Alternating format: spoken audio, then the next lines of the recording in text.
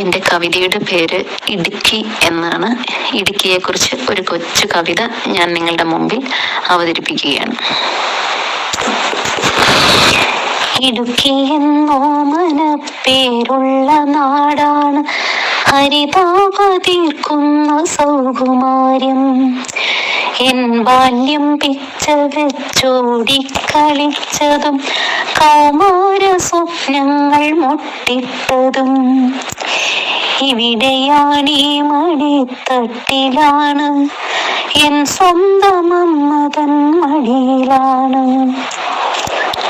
കമനീയ മാമലക്കൂട്ടങ്ങളും പിന്നെ വെള്ളിപ്പളുങ്കുപോൽ തുള്ളും പുഴകളും, കുറവൻ കുറത്തി മലകൾക്കിടയിലായി ഡാമൊന്നുയർന്നു ജലവൈദ്യുതിക്കായി. ഇടുക്കിയെന്നോർക്കുമ്പോൾ അകതാത്തൊടിക്കയായി അഭിമാനപൂർവം ഞാനാകെ തളിർക്കയായി. എൻ ബാല്യമേറെ ചവിട്ടിയോരാമല കല്യാണത്തണ്ടെന്നു പേർ ചൊല്ലിടും. കാണാനുമേറെയുണ്ടിവിടങ്ങിരിക്കുമ്പോൾ അറിയാതെ എന്നുള്ളിൽ കവിത വിരിഞ്ഞിടും. അപ്സരസാണവൾ, കന്യകയാണവൾ, മനതാരിലെന്നെന്നും സ്വപ്നപൂവാണവൾ. കരിമാമല കൂട്ടം ജന്മമേകുന്നൊരി കല്ലോലിനി തൻ തീരത്തിരിക്കുമ്പോൾ അറിയാതെ കാണാക്കിനാവിലെ കാഴ്ചകൾ അകതാരിലെന്നും നിറഞ്ഞു നിൽക്കും. പൊന്മലമേലെ ചെന്നങ്ങിരുന്നാൽ സ്വപ്നമാണോ ഇതെന്നോർത്തു പോകും.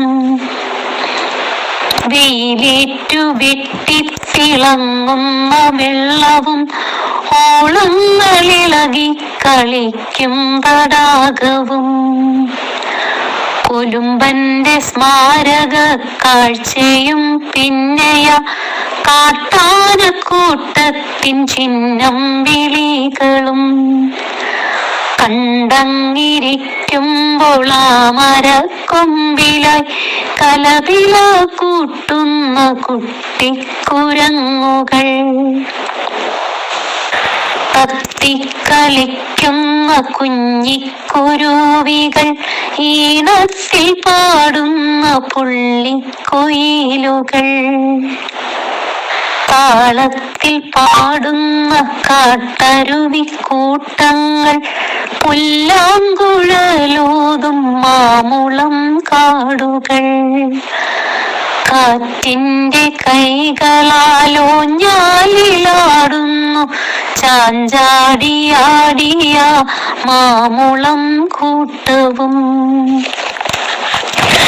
ഈ കാഴ്ചകൾ കണ്ടു കുളിർക്കയാണെൻ മനം, എൻ ജന്മമീ മണ്ണിലായതോ പുണ്യവും. രാമസീതാലക്ഷ്മണന്മാർ നടന്നൊരാ പുണ്യമേറും ഭൂവിൽ വാഴ്വതോ ഭാഗ്യമേ. സുഗന്ധവിളകളാൽ പുകൾ പെറ്റതാണെന്റെ നാടെന്നും ദൈവത്തിൻ സ്വന്തം നാടാണിവൾ. പറയുവാനുണ്ടേറെ എൻ ജന്മനാടിന്റെ വൈവിധ്യമാർന്നോരോരോ വിശേഷങ്ങളും, എഴുതുവാനുണ്ടേറെ എൻ ജന്മനാടിന്റെ ഭംഗി വാക്കുകൾക്കുള്ളിലൊതുങ്ങില്ല. ഇനിയുമൊരു ജന്മമുണ്ടെങ്കിലേ മണ്ണിൻ്റെ മാറിലെ ക്ഷീരം നുകരുവാനാകണം. ഇനിയുമൊരു ജന്മമുണ്ടെങ്കിലേ മണ്ണിൻ്റെ മാറിലെ ക്ഷീരം നുകരുവാനാകണം.